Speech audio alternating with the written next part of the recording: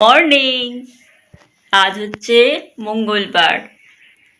রূপা daily লাইফস্টাইলে আপনাদের সবাইকে স্বাগতম। সবাই কেমন আছেন? আমি মোটামুটি ভালোই আছি।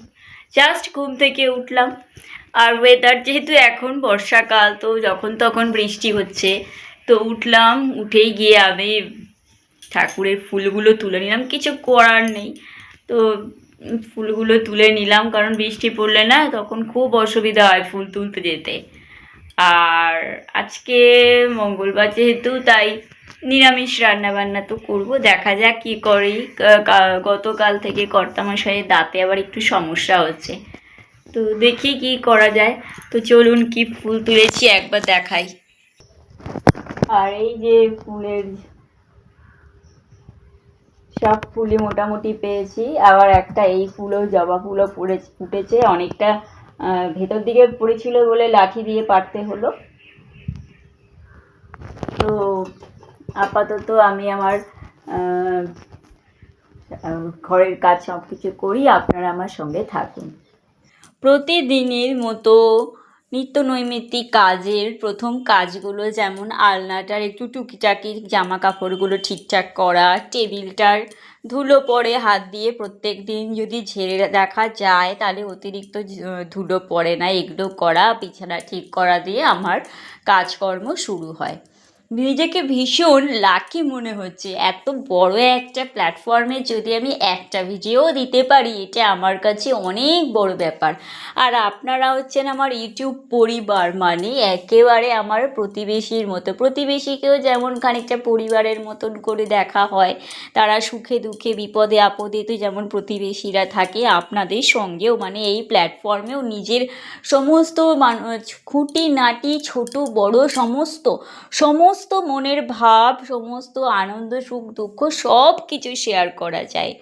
আর ভীষণ ভালো লাগছে, নতুন নতুন কাজ করছি তো আরও বেশি যেন ভালো লাগছে। যাই হোক, আপনাদের ভালোবাসা পাচ্ছি, ভিডিও দেখছেন আমার, এটাতেই আমি কম হলেও কিন্তু যেটুকু ভিউজ পাচ্ছি সেটাও আমার কাছে অনেক বড় পাওনা। কারণ ওই যে বললাম, এত বড় একটা প্ল্যাটফর্মে নিজের ভিডিও দিতে পারছি, এটাই বড় কথা।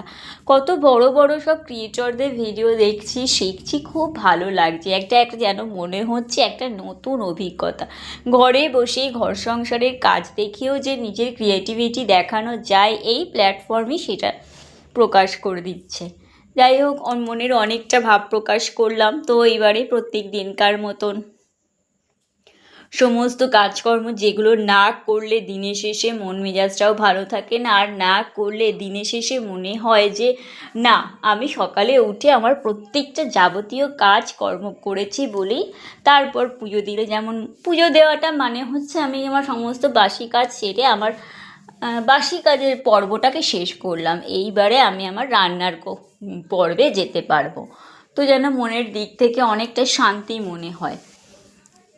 তো আজকে এবার এই দিকটাতে ঝাড় দিলাম। এটা হচ্ছে, আমাদের আগেও বলেছিলাম যে ঢোকার মানে বাড়িতে ঢোকার হচ্ছে এই যে গেটটা দেখা যাচ্ছে, এটা হচ্ছে বাড়িতে ঢোকার গেট। আর যেই দিকটাতে, আর ওই পাশটাতে যে দিকটা আমি অন্যান্য দিন দেখাই, ঝাড় দেওয়া দেখাই, ওটা হচ্ছে আমাদের ঘর থেকে বেরোনোর মেন গেট। তো এই পাশটাতে সবসময় আমি দেখাতে পারি না, কারণ এখানে ফোনটা রাখার ঠিক মতন জায়গা পাই না। আর দিনের বেলায় সত্যি একটু ভয়ই লাগে, ওই সময় ফাঁকা থাকে তো ফোনটা কোথায় রাখবো, সেই জন্য না আমি এই পাশটাতে খুব একটা দেখাতে পারি না। আর যেমন সামনে দরজাতেও জল ঢালি, তেমন মেন গেটের সামনেটাও জল ঢেলে দিয়ে আসলাম। আর সকালের দিকে খুব একটা বেশি বাসন কুসন থাকে না, হালকা বাসনই থাকে। বাড়িতে যদি কেউ না আসে তাহলে মোটামুটি হালকা বাসনই থাকে। আর আমি বারবার জানলার দিকে তাকাচ্ছি, এই বৃষ্টি নামলো না তো, এই বৃষ্টি শুরু হয়ে গেল না তো। আমার যে বাইরে জামা কাপড় মেলে এসছি আগের দিন, যেগুলো পরেছিলাম সব তো শোকায় না, আবার পরের দিন সেগুলো দিতে হয়। একেবারে ঘুম থেকে উঠেই আমি সেগুলো দিয়ে দিই। যদি বৃষ্টি নেমে যায়, যেটুকু হালকা তাপ পাবে তাতে তো কিছুটা হলেও শুকিয়ে যাবে।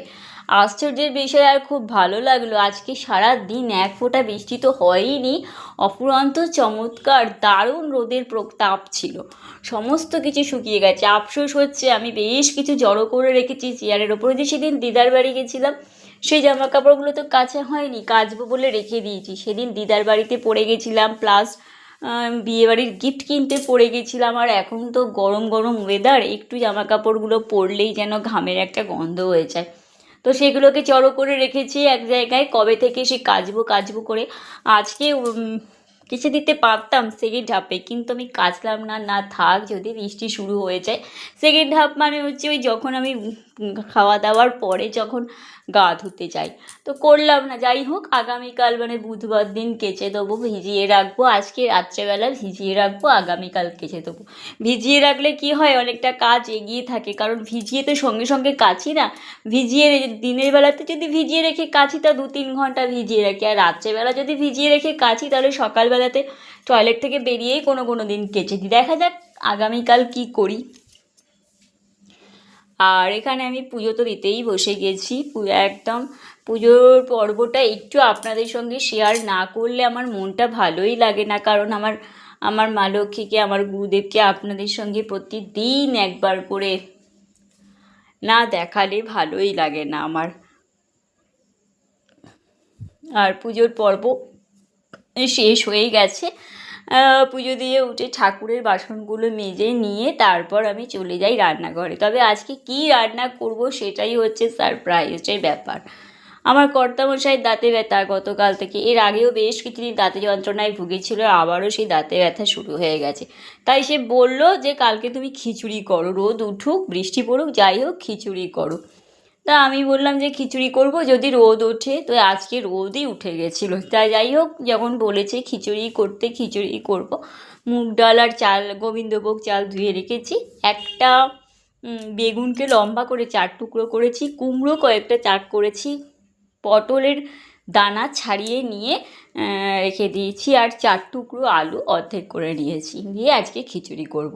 আর সকালে চিড়ে খেলাম, কারণ গতকাল রুটি কিছুই করিনি, কারণ ও খেলো, কী খেয়েছিল আমার তো এখন ঠিকঠাক মনেও নেই, খই চিড়ে খেয়েছিল বোধহয়। আর আমি তো যা রান্না করেছিলাম ভাত রেখে দিয়েছিলাম, সেই ভাতই খেয়েছিলাম। আর সেই জন্য রুটি করা হয়নি বলেই আজকে সকালে রুটি খেলাম না। আজকে সকালে খেলাম